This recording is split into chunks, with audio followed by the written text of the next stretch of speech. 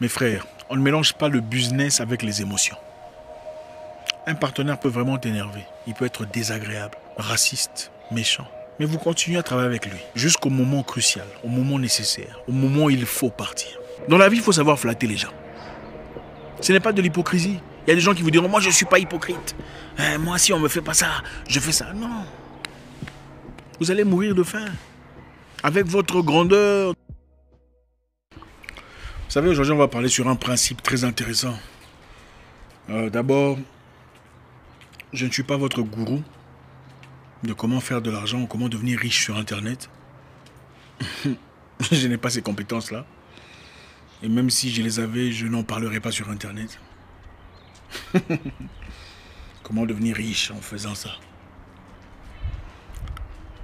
Je pense en toute humilité que ceux qui sont vraiment riches ne disent pas comment devenir riche. On vous demande plutôt qu'est-ce que vous faites. Dans quoi êtes-vous plongé? Quelle est votre activité de vie, votre activité commerciale? Il n'y a pas de formule magique sur comment avoir de l'argent. Ça n'existe pas. La vie a plutôt des principes.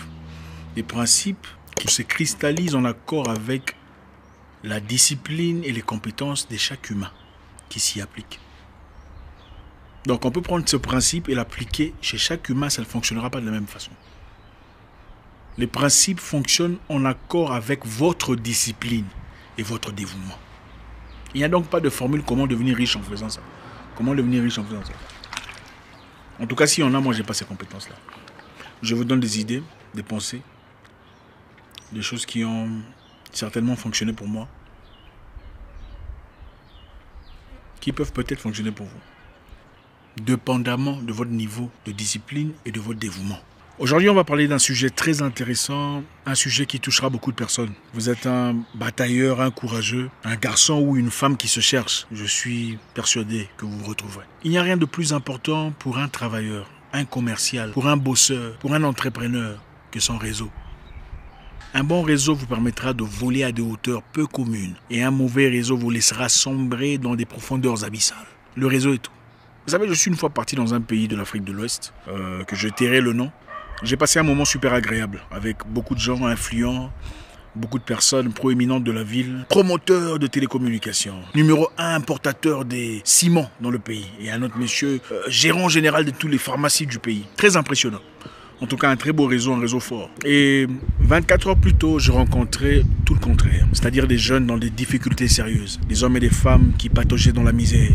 Et c'était évident. Des gens qui certainement ne vivent pas dans le même spectre que ceux-là, bien qu'ils soient tous dans le même pays. Écoutez, dans chaque pays, vous remarquerez deux groupes de personnes, généralement.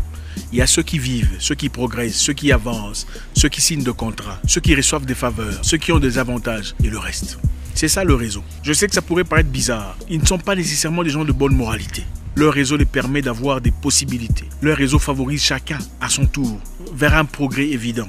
Il est nécessaire d'avoir autour de soi des gens qu'on aime, des gens à qui on peut faire confiance, des gens qui nous font plaisir, des gens qui nous font du bien. Mais il est impératif d'avoir des gens influents autour de soi. Des gens qui peuvent vous propulser vers l'avant. Des gens qui peuvent vous recommander vers une opportunité claire. Et ça, c'est dû à un réseau. Les gens font les gens. Ça ne tombe pas du ciel. Même quand vous priez pour avoir une opportunité de vie, vous priez pour avoir de l'argent, quand vous êtes dans la misère, qu'est-ce qui se passe? L'argent tombe du ciel? Non.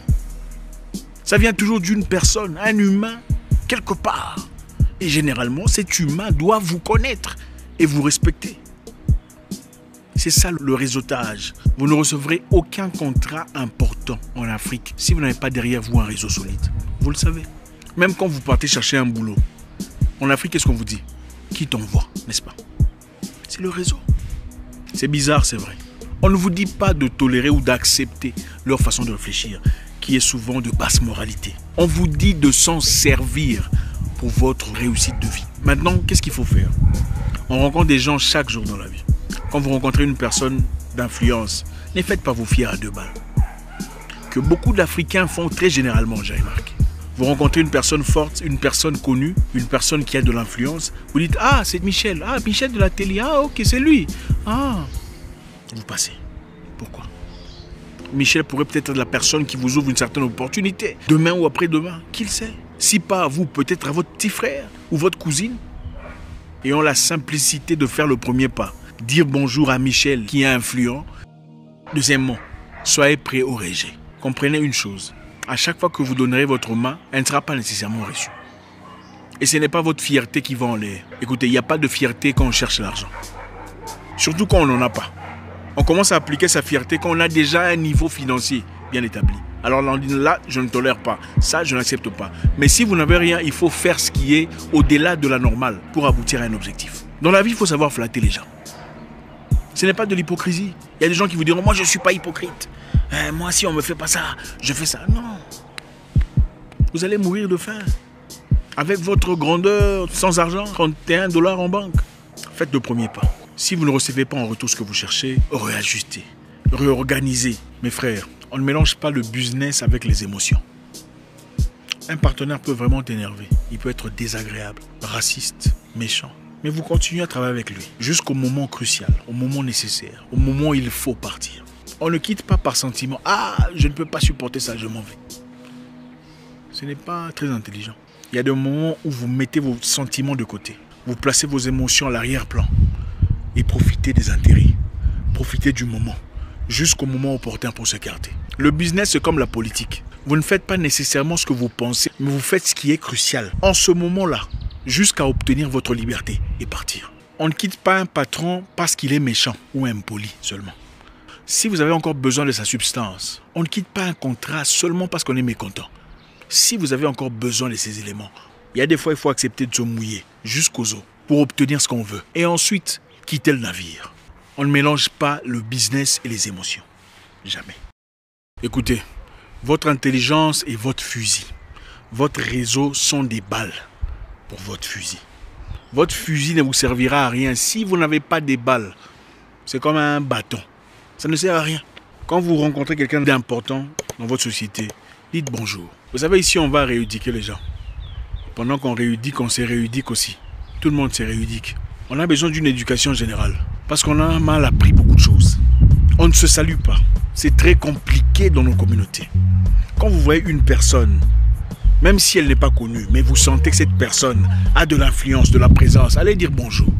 Parce que vous ne savez pas ce qu'elle peut présenter comme opportunité. C'est ça la vie. La vie est une question de qui connaît qui, comment tu le connais, qu'est-ce qu'il peut faire pour vous. C'est comme ça. Les gens les plus compétents dans la vie vivent dans des conditions très compliquées dans nos sociétés. Vous le savez très bien. Combien de gens sont diplômés dans votre société, qui sont dans les rues, qui font des travaux complètement à l'écart de leur formation? Vous pensez que c'est pourquoi? Et combien de gens sans compétences vivent aujourd'hui la plénitude de leur vie financièrement? Parce qu'ils connaissent quelqu'un ou quelqu'un les connaît. Vous pensez qu'ils sont tous associés à ces personnes de manière familiale? Absolument pas. Dans la vie, quelquefois, il faut savoir se placer correctement aux bons endroits. Moi, je connais un garçon que j'ai vu dans un pays que je tairai le nom. Il est partout. Dans les finances, il est là. Dans les réunions commerciales, il est là. Avec les musiciens, vous le verrez. Il est toujours derrière en train de prendre les sacs, en train de bouger. Avec les politiciens, il est là. Je l'ai vu partout. Finalement, il ne vit pas dans la misère. Il progresse. Il a trouvé un contrat récemment. Aujourd'hui, il vit librement de ces personnes. Il faut savoir se placer dans la vie. Si vous n'avez rien du tout, la seule chose que vous puissiez avoir, c'est savoir parler, être agréable aux gens. Ma mère avait l'habitude de dire, l'enfant qu'on envoie ne meurt jamais de faim. L'enfant qu'on envoie va acheter du pain, va acheter des beignets, va acheter des bananes, ne meurt jamais de faim. Ça veut dire quoi? À chaque fois qu'il achète du pain, il rentre, on lui donne un morceau. À chaque fois qu'il amène des bananes, on lui donne un peu de bananes. Va acheter du charbon, il amène du charbon, on lui donne. Achète du poisson, on lui donne aussi un frétin. À la fin de la journée, il a des bananes, du poisson, des pains, du charbon pour cuisiner son frétin. Ça fait partie de la vie. Il faut savoir créer un réseau, être gentil, simplifier sa vie. Tout le monde est superstar en Afrique. Tout le monde est célébrité. Non, moi je dis pas bonjour. C'est eux qui doivent commencer. Toi, tu es qui? Eh bien, tu vivras toujours la même vie, la fausse vie sur Instagram avec des champagnes à moins cher. Tu peux vivre correctement comme ça. Mais tu ne t'élèveras jamais à un niveau supérieur à ce que tu es déjà. Ce que tu es aujourd'hui n'est que les résultats des gens qui t'entourent. Si tu aspires à devenir beaucoup plus que ça, il faudrait t'associer aux gens beaucoup plus grands que toi. N'attendez pas que vous ayez besoin de lui pour le contacter. Parce qu'il n'est pas bête. Les gens ne sont pas stupides. On sait sentir que ce monsieur ne me contacte jamais. Comme il m'a contacté, ça veut dire qu'il y a quelque chose. Et si vous venez confirmer la théorie, croyez-moi, vous êtes nulle part. Si comme par hasard vous alliez quelque part et quelqu'un vous donne un numéro de téléphone, vous aussi non plus ne vous gênez pas de lui envoyer un message. On ne sait jamais dans la vie. N'attendez pas le moment où vous aurez vraiment besoin de lui pour le contacter. Parce que là, vous aurez foiré. Les gens ne sont pas stupides. Le réseau vous élève, le réseau vous grandit ou le mauvais réseau vous fait tomber. La vie n'est pas un théâtre ou une salle de comédie. C'est bien d'avoir des gens qu'on aime, la famille, les amis, tout ça, mais il faut avoir des gens qu'on n'aime pas nécessairement, mais qui sont influents et vous permettent d'avancer dans la vie.